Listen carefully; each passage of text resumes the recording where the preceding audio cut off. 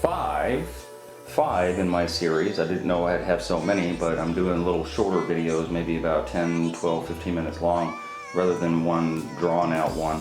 I think people's eyes glaze over when videos are that long. Anyway, part 5 is the grouting of the floor. As you saw in part 4, I set this floor yesterday and kind of explained the process of the layout and all that stuff. I'm happy with the layout. So the grouting process is fairly simple. There's other videos that show how to grout. This is no different than if you were grouting a floor or wall or anything else. My grout is already mixed up and ready to go. I am using Mappy brand grout, which is a pretty decent grout. Normally I'm using a Home Depot, what they sell by default. Grout is grout is grout. Now, having said that, I don't think Mappy makes a bad product. You'll see on the chart there how much to use. You'll see how much water, how many parts of water per how much grout you're going to use. And it's called for that, and so does the brand at Home Depot. They all call to mix it with water. However, having said that, I also use a grout maximizer grout additive, mixed with grout in place of water. So do I think they make a bad product? And so if you use water, you're in danger? No. Many years I just used straight water to mix my grout. But some years ago a gentleman introduced me to this grout additive, and I said, well, why do you use a grout additive? Why not water? And he said, it's better to use it and not need it than to need it and not use it. And so that was pretty simple to me, and so whenever possible I use a grout additive. I'm not suggesting that you have to. I'm just saying that I feel better about it. It makes the grout stronger, and anything you can do to strengthen your job, you know, the better. So I'm going to get started on this grout of this floor, and then I can actually get started on setting tile on the walls and the niche and the curve and everywhere. I know you.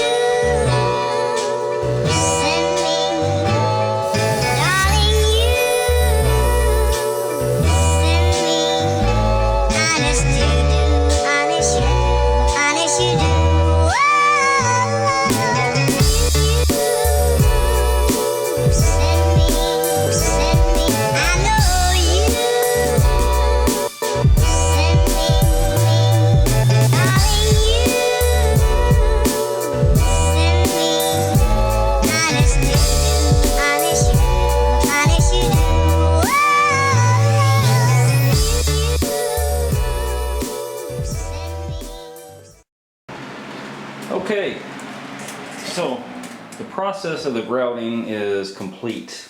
As you saw previously, I used the admix instead of water, blah blah blah. You saw me put all the grout in there with the float and pushing all the grout down with the float sideways like that. That's the proper way to grout. I didn't show the complete grouting process because it is kind of boring, and I happen to have another video on how to grout right there. So that video you'll see on that link, and I'll put it in the description box also, is actually how to grout floor tile. But it doesn't really matter, floor tile, mosaic, it's all the same, wall tile. You're going to go through the same process no matter where you're grouting. So if you want to see the process of grouting and sponging off and cleaning up, you can watch that.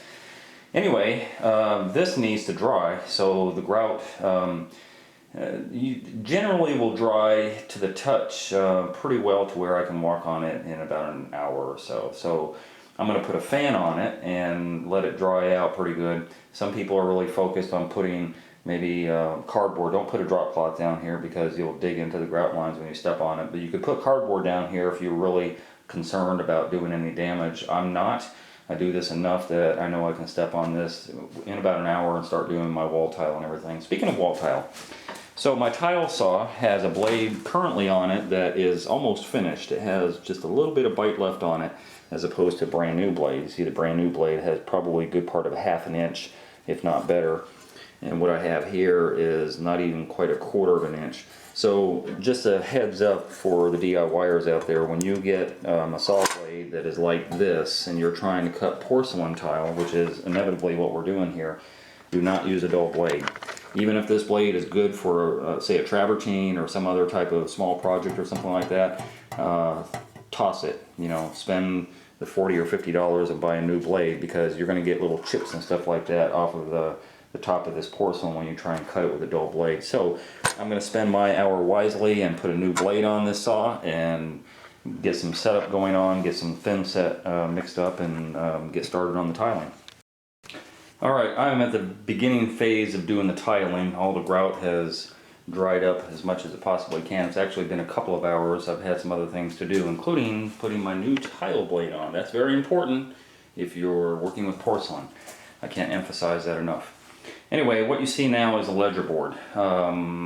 It's been my habit through the years to set my first tile first, and then everything follows suit. So if my first tile is level, it takes some time. If my first tile is level, then all the rest of them will be level as well.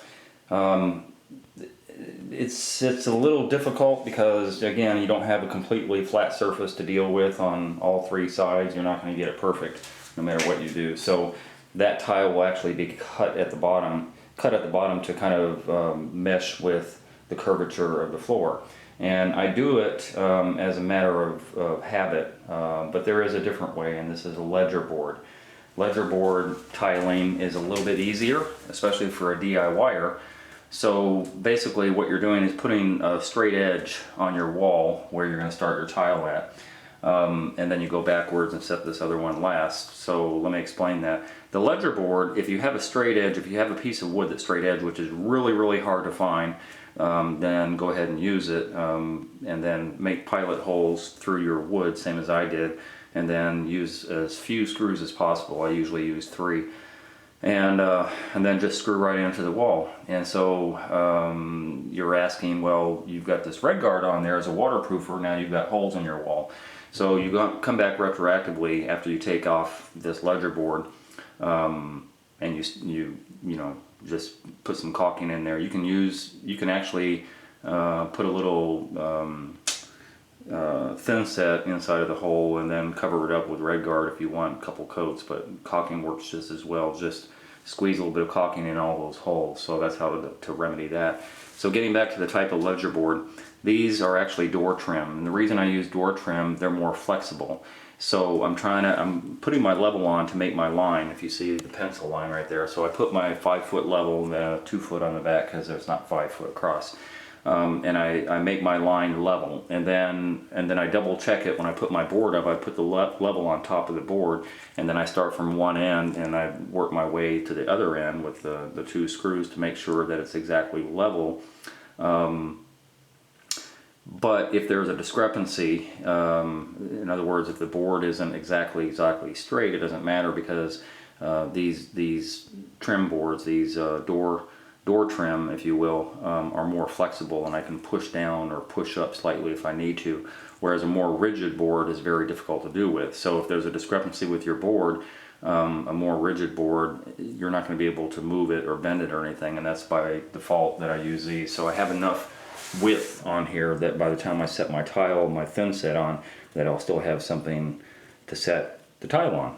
And so the tile is actually going to set straight on there. If there's any discrepancy with the level, I'll put a level on the piece of tile. Then I can always put up little pieces of whatever plastic or paper or spacer or whatever I need to do to get that first row of tile completely level.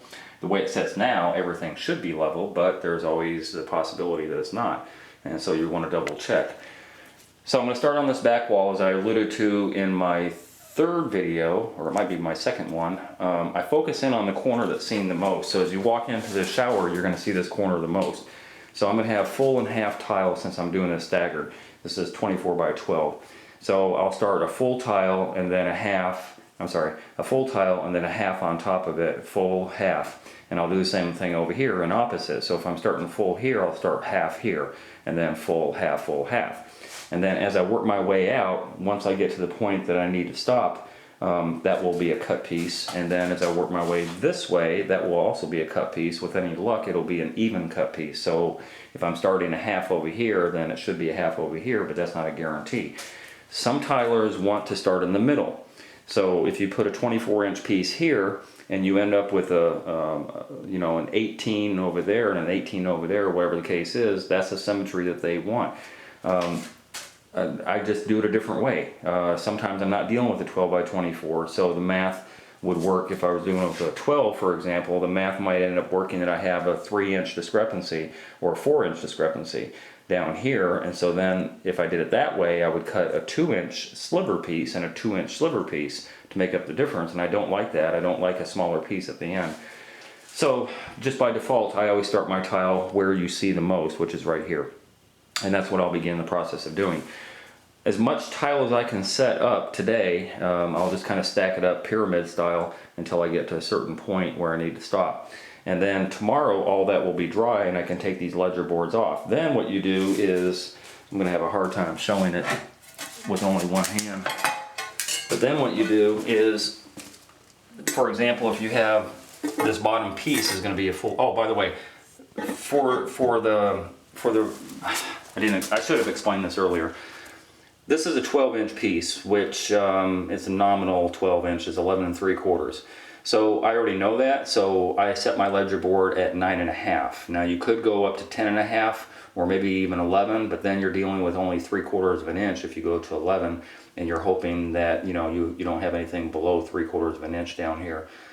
So by default, I just set it at 9.5 inches. So now getting on to the cut. And I'll show this probably later in another video. Say you had a full piece here. You turn it backwards, and when you turn it backwards and push it up against the wall, you're going to find your line with this piece of tile. This piece of tile, remember, is already set at that point. So you find your line with that piece of tile, give yourself a little bit of grout line, and then mark it there.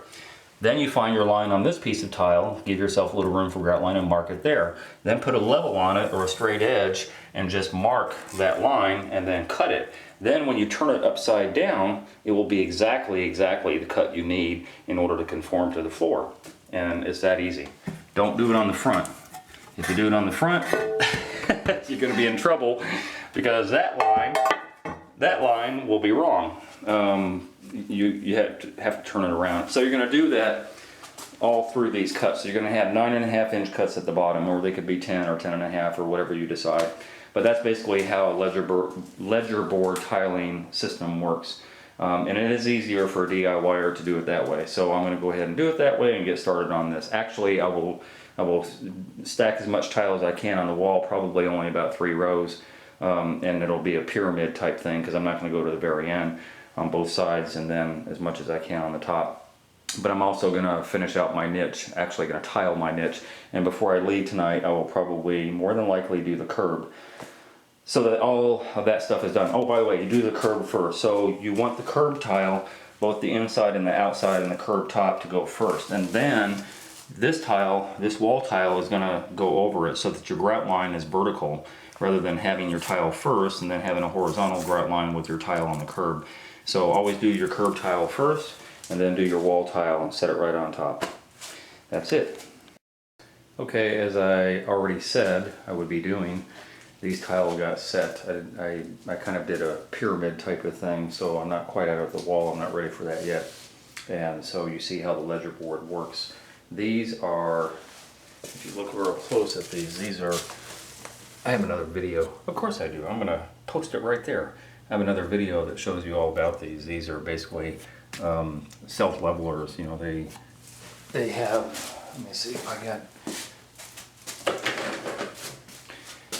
okay, so this goes behind both pieces of tile, and then when you put that shim inside of there and push in on it, then it brings both tiles level so that you don't have any lippage. So it's a lippage eliminator, if you will.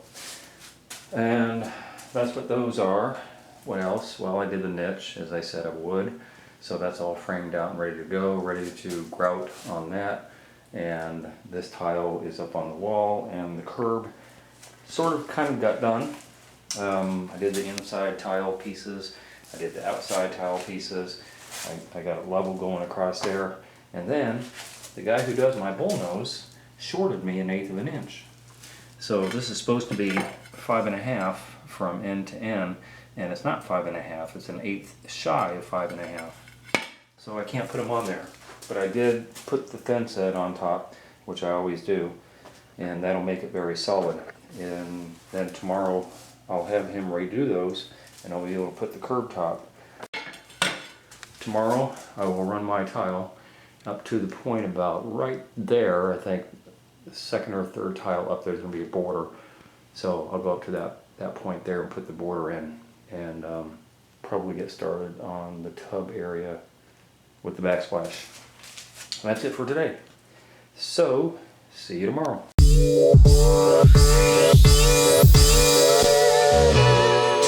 Send